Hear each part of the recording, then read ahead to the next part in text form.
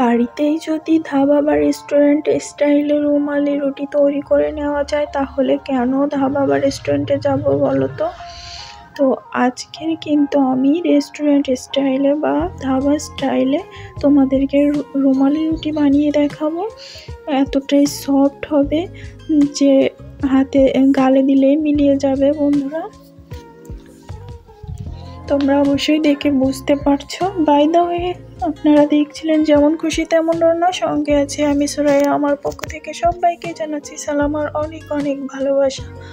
তো আজকের রেসিপিটা তৈরি করার জন্য এখানে আমি আটা নিয়ে নিয়েছি 2 বাটি, ছোট বাটি। এটা আমার পরিমাণ বুঝে নিয়েছি, আপনারা আপনাদের পরিমাণ মতো নিয়ে নেবেন। তারপর একটু লবণ আর 2 চামচের মতো সাদা তেল দিয়ে দিলাম। দিয়ে এখন আটাটার সাথে ভালোভাবে মিক্সড করে নেব। আপনারা চাইলে কিন্তু এখানে ময়দাটাও ব্যবহার করতে পারেন। ময়দাটা ব্যবহার করলে রুটিগুলো সাদা হবে বেশি। তো আমি এখানে আটাটাই নিয়েছি। তো আটাটার ময়ান দেওয়া হয়েছে কিভাবে বুঝবেন, দেখুন এইভাবে মুট করলে যদি দলা পেকে যায় তাহলে বুঝবেন যে আটাটা পারফেক্টলি ময়ান দেওয়া নেওয়া হয়ে গেছে। এরপর উষ্ণ গরম পানি দিয়ে অল্প অল্প করে আটাটার ডো তৈরি করে নিতে হবে। একবারে কিন্তু পানি দেওয়া যাবে না, তাহলে কিন্তু ডোটা পারফেক্ট তৈরি হবে না। তবে ডোটা কিন্তু অতিরিক্ত শক্ত করা যাবে না, তাহলে রুটিগুলো কিন্তু শক্ত হয়ে যাবে, অত বেশি নরম হবে না। তো আমি এই দেখুন অল্প অল্প করে উষ্ণ গরম পানি দিয়ে ডোটা সুন্দরভাবে তৈরি করে নিয়ে এখন হাতের তালুর সাহায্যে ভালোভাবে এটাকে মধে নিচ্ছি। এই রুটি কিন্তু আলুর তরকারি বা মাংসের সাথে খেতে কিন্তু দারুণ লাগবে। তো দেখো বন্ধুরা, আমার কিন্তু ভালোভাবে মধে নেওয়া হয়ে গেছে, সুন্দর একটা সফট ডো তৈরি হয়েছে। তোমরা চাইলে এটা রেস্টে রেখে দিতে পারো 5-10 মিনিটের জন্য, বাট আমি রেস্টে রাখছি না, এইভাবেই করে নিচ্ছি। আর এইভাবে ছোট ছোট লেচি করে নিয়েছি।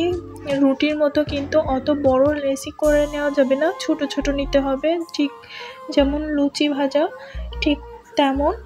তারপর একটা ফিরিয়ে নিয়েছি রুটি বেলা নিয়ে। এখন লুচির মতো করে আমি প্রথমে রুটিগুলো বেলে নেব। তোমরা কিন্তু এই টেকনিকে বানালে একসাথে বেশ কয়েকটা রুটি তৈরি করে নিতে পারবে কম সময়ের মধ্যে, আবার রুটিগুলো একদমই পারফেক্ট হবে। তো দেখো আমি রুটিগুলো প্রথমে লুচির মতো ছোট ছোট করে বেলে নিচ্ছি।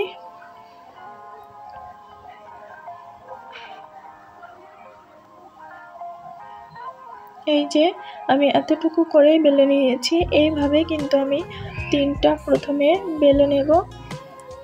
তোমরা চাইলে কিন্তু একসাথে 4টা করেও দিতে পারো অথবা 2টা করেও দিতে পারো। আমি কিন্তু 3টা দিয়েই তৈরি করে নেব। তো চলো 3টা লুচি শেপ দিয়ে নিয়ে রুটি। তোমার 3টা বেলে নেওয়া হয়ে গেছে। এখন সেখান থেকে একটা নিয়ে নিলাম, নিয়ে এর উপর একটু সাদা তেল দিয়ে দিচ্ছি, রান্নার তেল দিয়ে এখন এই তেলটাকে চারি সাইডে ভালোভাবে মাখিয়ে নেব।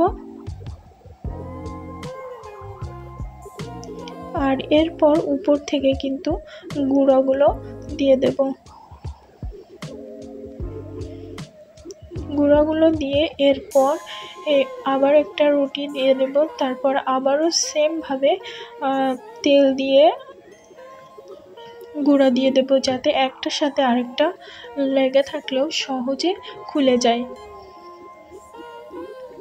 তো এইভাবে কিন্তু বানালে রুটিগুলো খুবই পাতলা হবে আর সফট হবে। তারপরেও আবার একসাথে আমাদের অনেকগুলো রুটি তৈরি হয়ে যাবে। ভাজাও যেমন তাড়াতাড়ি হবে, বেলাটাও খুবই তাড়াতাড়ি হয়ে যাবে।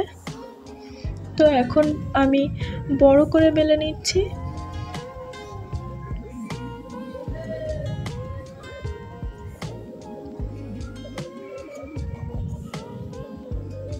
তো যারা রুমালি রুটি অনেক বেশি পছন্দ করে তারা কিন্তু বাসায় এইভাবে তৈরি করে নিতে পারে। এছাড়া বাচ্চাদেরকে দিলেও কিন্তু বাচ্চারা খুবই খুশি হবে। তো আমি এইভাবে কিন্তু সবগুলোকে বেলে নেব।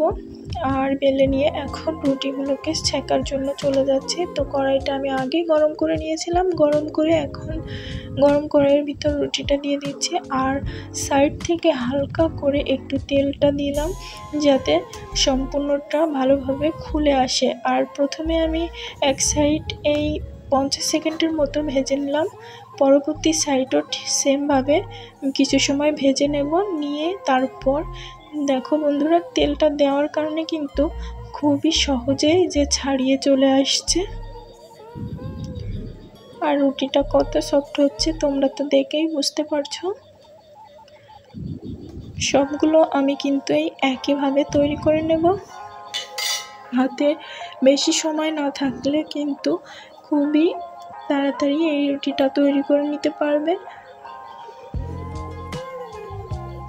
তো বন্ধুরা, আমার ভিডিওটি যদি তোমাদের ভালো লেগে থাকে তাহলে আমার চ্যানেলটিকে সাবস্ক্রাইব করো, লাইক কমেন্ট শেয়ার করে আমার সাথেই থেকো। তো দেখো এখন কি দারুণ উঠে আসছে, একদম কাগজের মতো পাতলা হয়েছে কিন্তু।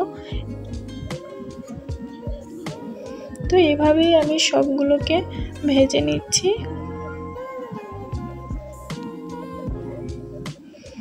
তো আমার একটু 2 হাতের প্রয়োজন হচ্ছে, তোমরাও এভাবে একটু 2 হাত দিয়ে করে নিতে পারো, তাতে কোনো সমস্যা নেই।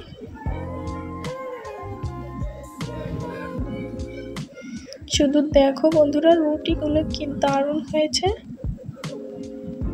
একদম পারফেক্ট রুমালি রুটি হয়েছে। এই যে, তো আমি এইভাবে কিন্তু সবগুলো রুটি তৈরি করে নিলাম। আর রাতে তোমরা কিন্তু এরকম রুটি বানিয়ে খেতে পারো, যাদের ডায়াবেটিস আছে তারাও কিন্তু এভাবে রুটিগুলো তৈরি করে খেতে পারো। আর হাতের অন্য সাইড কিন্তু বোঝা যাচ্ছে এতটাই পাতলা হয়েছে, ঠিক কাগজের মতো পাতলা, দেখতে যেমন সুন্দর হয়েছে খেতেও কিন্তু দারুণ লাগবে আলুর তরকারি মাংসের ঝোলের সাথে। তো দেখো কতটা সফট হয়েছে।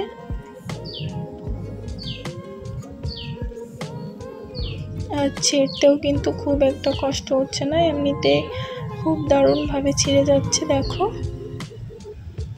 2 হাতের প্রয়োজন নেই, 1 হাত দিয়ে রুটিগুলো ছিঁড়ে নেওয়া যাচ্ছে। তো আমি তোমাদের সামনে একটু সাজিয়ে পরিবেশন করে দিচ্ছি। বাই দ্য ওয়ে, আপনারা দেখছিলেন যেমন খুশি তেমন রান্না, সঙ্গে ছিলাম আমি সুরাইয়া। আজ এ পর্যন্তই, দেখা হবে নেক্সট এপিসোডে নতুন কোনো রেসিপির সাথে। ততক্ষণ সবাই ভালো থাকবেন, সুস্থ থাকবেন, যেমন খুশি তেমন রান্নার সাথেই থাকবেন।